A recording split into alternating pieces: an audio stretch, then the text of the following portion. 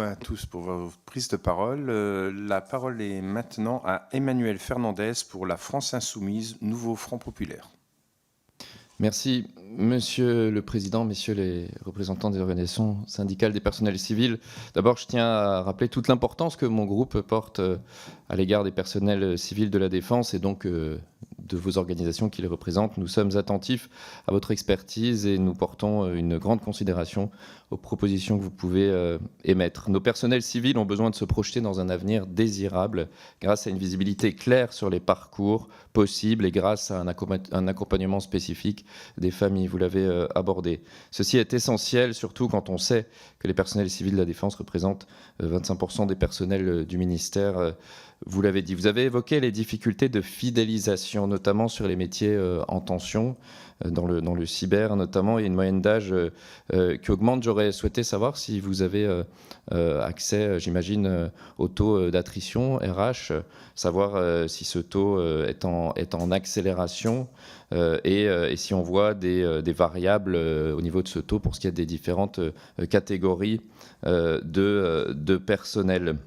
En réalité, vous subissez un schéma global qui est celui de la baisse des moyens pour le service public, pour les services publics, pour les fonctionnaires de manière générale, et un transfert vers l'externalisation, la contractualisation. Donc là aussi, je voulais dire évidemment que mon groupe considère que le service public de la défense doit demeurer public et être porté par des fonctionnaires formés, bien rémunérés grâce à un salaire digne et qui évoluent au gré des qualifications, de la carrière et également de l'inflation. Enfin, vous disiez les difficultés que vous pouvez éprouver pour ce qui est du dialogue avec les ressources humaines du ministère. J'étais moi-même syndicaliste dans l'une de vos organisations il n'y a pas très longtemps avant d'être élu en 2022. Quels sont les leviers, parce qu'il y a le dialogue certes, mais quels sont les leviers de rapport de force potentiel que vous pouvez aussi imaginer mettre en œuvre pour faire en sorte de vous approcher de l'obtention de vos revendications et dans quelle mesure vous êtes soutenu, vous êtes suivi. Merci à vous. Merci, chers collègues. Messieurs, la parole est à vous. Merci beaucoup pour ces questions. Merci pour la confiance que vous accordez et les félicitations que vous nous avez données au personnel civil du ministère.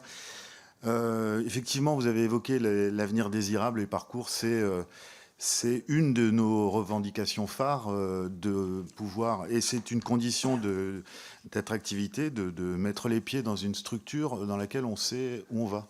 Et c'est un peu le problème du personnel civil aujourd'hui. Ça tend à s'amender, à se régler du fait d'ailleurs des interventions des organisations syndicales. Mais il y a toujours un gros décalage entre ce que peut prévoir dans son parcours de carrière un militaire, et je ne veux absolument pas opposer les populations, ce sont des faits, et un personnel civil, quand il rentre au ministère, il n'a pas, à quelques exceptions près, de possibilité de savoir ce qu'il doit faire pour avoir un parcours de carrière intéressant et qui lui convienne. Vous avez évoqué aussi l'accompagnement des familles, donc je suppose que vous faites allusion au plan Famille 2 et éventuellement d'ailleurs aussi au dispositif de protection sociale complémentaire. Alors le plan Famille 2, dont j'ai oublié l'intitulé exact, mais qui ne mentionne absolument pas le personnel civil, donc en termes de communication ne nous est pas adressé. Il se trouve qu'au sein des propositions et des mesures qu'il contient, le personnel civil est concerné par une minorité de ce dispositif, mais ça reste quand même un plan directement et quasi exclusivement destiné au personnel militaire pour régler aussi un gros problème d'attractivité et de fidélisation du personnel militaire. On comprend bien que si on regarde d'un peu trop loin ce qu'est le ministère des Forces armées, si on l'appelle comme ça, on a tendance à considérer qu'il faut des militaires et on oublie, je rejoins mon collègue de l'UNSA, on oublie le personnel civil qui est invisible et pourtant indispensable. Alors, sur la fidélisation, vous nous demandez si on a des chiffres sur les taux d'attrition précis sur les métiers en tension. Non, ce qu'on sait, enfin moi je ne les ai pas en tout cas, je laisserai répondre mes camarades à côté qui peut-être ont plus d'informations que nous.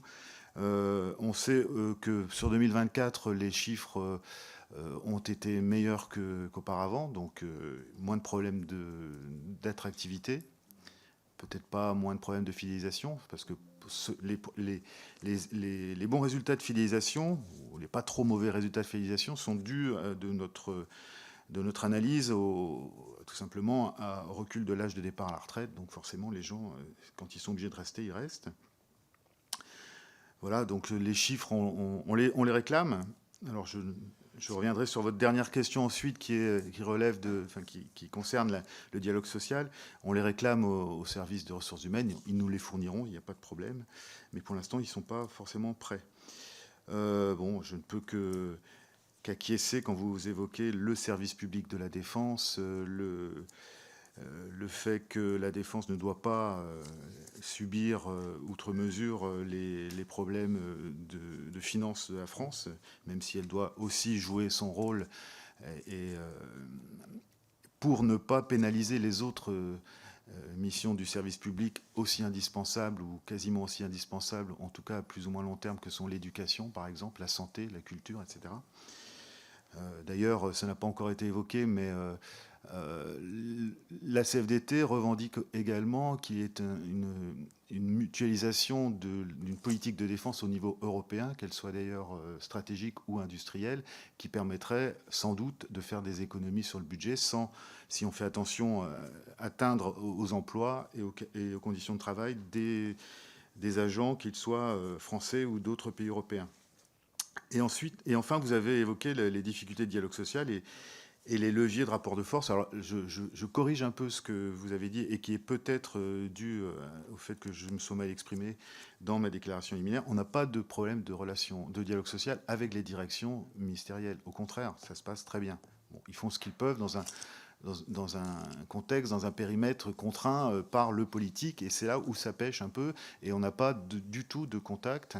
De contact avec...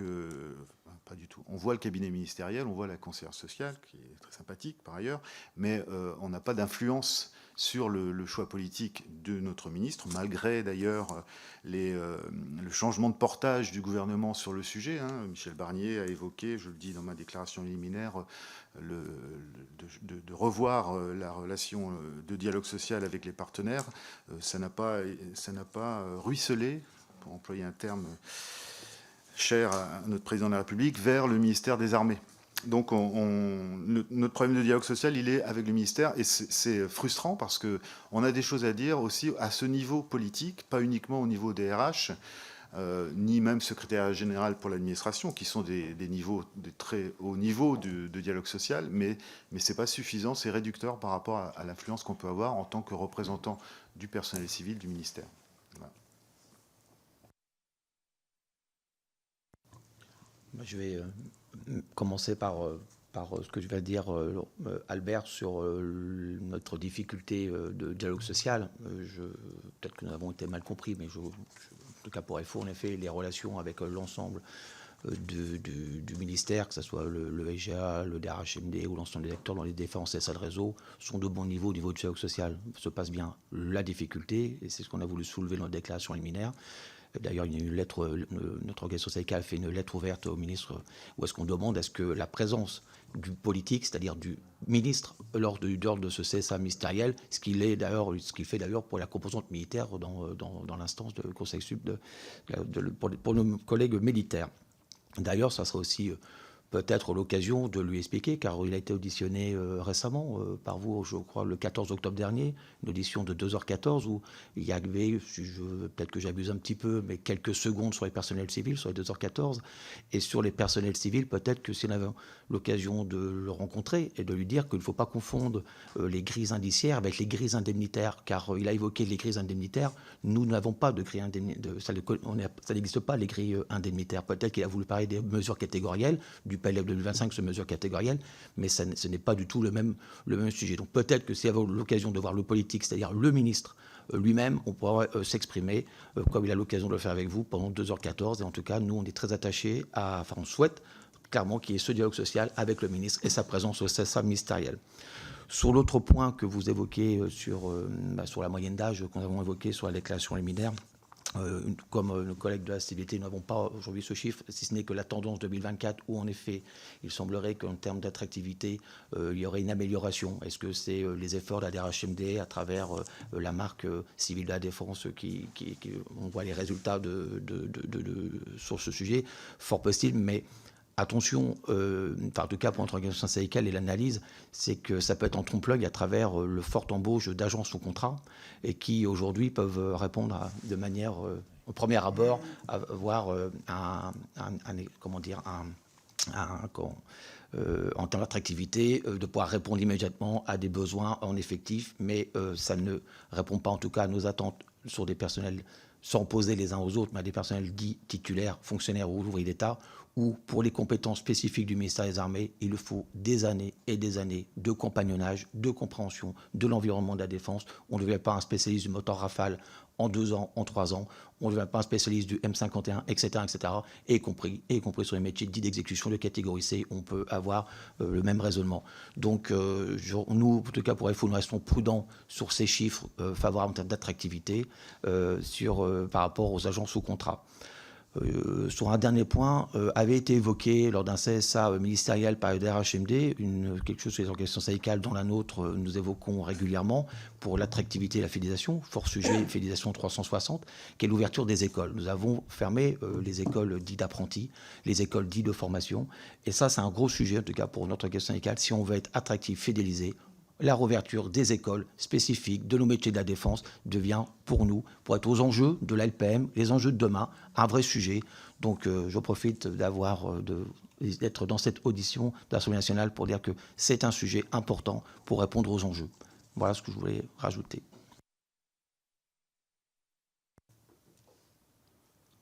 Merci, monsieur le député, de vos questions. Alors évidemment, si nous ne mesurons pas le taux d'attrition au pourcentage près, nous mesurons malgré tout les grands bouleversements sociologiques et démographiques de ce ministère, puisque nous avons grosso modo 3 grandes populations qui composent l'effectif civil du ministère des Armées.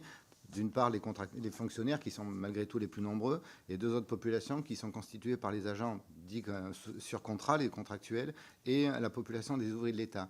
Et depuis 2 à 3 années, lorsqu'il nous est communiqué, notamment au sein du CSA ministériel, le rapport social unique, on constate bien que les grands volumes de population se sont déplacés et que la population constituée par les ouvriers d'État, qui constituait jusqu'alors la 2e population de ce ministère, a été remplacée depuis quelques années par cette population d'agents sur contrat.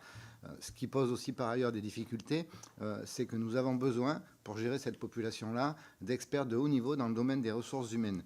Parce que ces agents-là, aujourd'hui, bénéficient de rémunérations qui sont quasi individualisées selon les fonctions sur lesquelles ils sont recrutés. On vous a parlé tout à l'heure des agents sur contrat dans le domaine du cyber, du numérique, de la sécurité informatique, du nucléaire, de la sécurité. Et chacun a un système de gestion un peu particulier, ce qui fait qu'aujourd'hui, les services RH, et c'est pour ça qu'on a insisté aussi pour la reconnaissance des fonctionnaires qui s'occupent de ces agents-là dans les services RH, afin de les reconnaître dans leur parcours professionnel, parce que cette situation-là de recrutement intense d'agents sur contrat, elle est chronophage pour les services RH, et souvent, vous verrez dans nos écrits, nous employons plus le mot vorace que chronophage. C'est quand même assez difficile à gérer pour les agents des services. Vous évoquiez également la notion de service public. Évidemment, c'est pas nous qu'il faut convaincre de l'utilité. On l'a dit dans notre déclaration sur le service public de la sécurité, parce qu'on parle souvent du service public de l'éducation, du service public de la santé. Le ministère des Armées concourt évidemment à ce service public de la sécurité, et on en veut pour preuve à travers 2 exemples pris au hasard, mais lors de l'organisation des Jeux Olympiques, par exemple, et Paralympiques, le service de santé des armées, qui est aussi, dont on voit souvent peu la trace, parce qu'ils font partie de cette masse d'invisibles, a été au soutien permanent des hôpitaux publics pour assurer la sécurité ou le soutien de la PHP pendant ces épreuves. On évoquait également tout à l'heure, notamment le maintien en conditions opérationnelles, où aujourd'hui, ce sont les personnels civils qui assurent la sécurité des matériels et des femmes et des hommes qui les utilisent en opération, lorsque c'est le ministère des Armées qui assure ce qu'on appelle aujourd'hui des marchés verticalisés, et lorsqu'un avion, un matériel tombe en panne en opération, il faut le dépanner immédiatement déplacement et c'est bien les personnels civils sur le territoire qui s'assurent que le dépannage sera fait dans les plus brefs délais, dans les meilleures conditions de sécurité pour les militaires qui sont en opération. Je rappelle également ce que viennent de dire mes collègues. C'est vrai que le ministre ne vient pas au CTM, au CSAM. Nous en avons fait notre deuil. Malgré cela, le dialogue social au ministère des Armées, il est vif, il est permanent, il est régulier. Et nos relations avec, que ce soit la DRHMD, le secrétariat général pour l'administration et son secrétaire, ou aussi bien ce qu'on appelle les ACE, les autorités centrales d'emploi. Aujourd'hui, nous avons avec ces autorités-là un dialogue régulier, constant, constructif, à tel point qu'à l'heure où on se parle, il y a aujourd'hui plus de 40 chantiers inscrits à ce qu'on appelle l'agenda social avec les autorités du ministère. Aujourd'hui, c'est le PLF, mais il y a également l'aménagement et la réduction du temps de travail, la situation des contractuels, la réalité des grilles des agents sur contrat du numérique, etc., etc. Donc on est en permanence, on a en permanence un fer au feu pour débattre avec l'ensemble de ces autorités du ministère. Mais c'est vrai que, pour revenir à votre question initiale, nous sommes malgré tout, et ça a été dit dans notre déclaration, non pas inquiets, mais dubitatifs sur ce que le ministère des Armées pourrait être à l'avenir si on ne fait de ce ministère qu'un ministère d'agents sur contrat et non d'agents titulaires. Après, ce sera quel service public de la sécurité les élus de la nation veulent avoir, quoi. À suivre.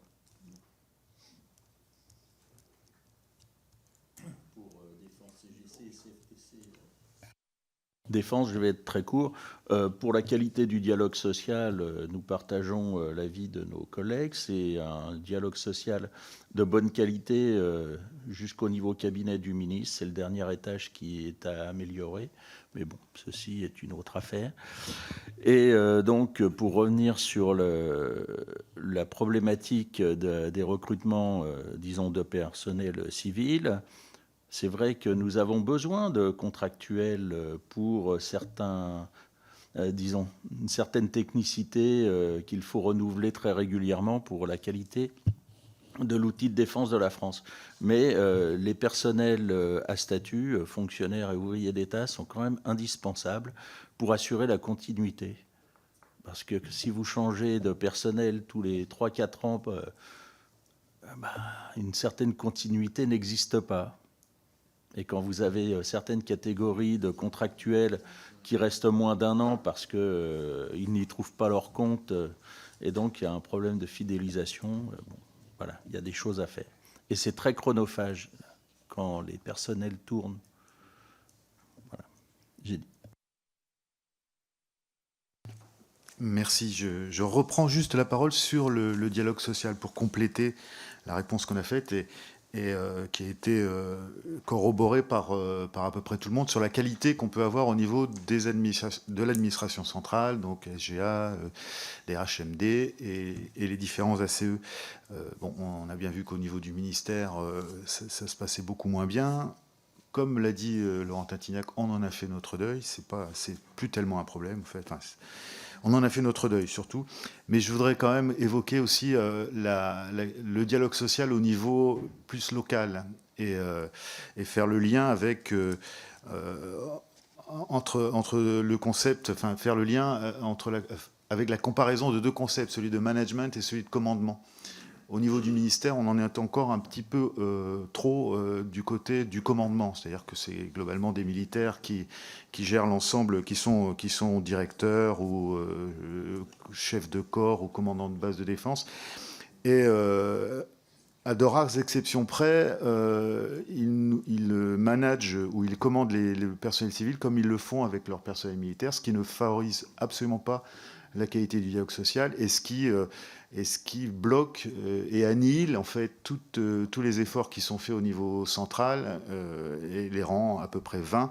L'autorité fonctionnelle de la DRHMD sur les armées, direction et services, elle est très relative quand il s'agit d'imposer des principes qui sont plutôt favorables pour la qualité de vie au travail du personnel civil. Alors bon, si des commandants de base ou des directeurs militaires nous écoutent, peut-être que certains d'entre eux font des bons parce qu'ils ont l'impression de faire bien leur travail, mais il faudrait qu'ils prennent un peu de recul par rapport à ça et qu'ils considèrent que la population du personnel civil n'est pas tout à fait à gérer de la même manière que le personnel militaire.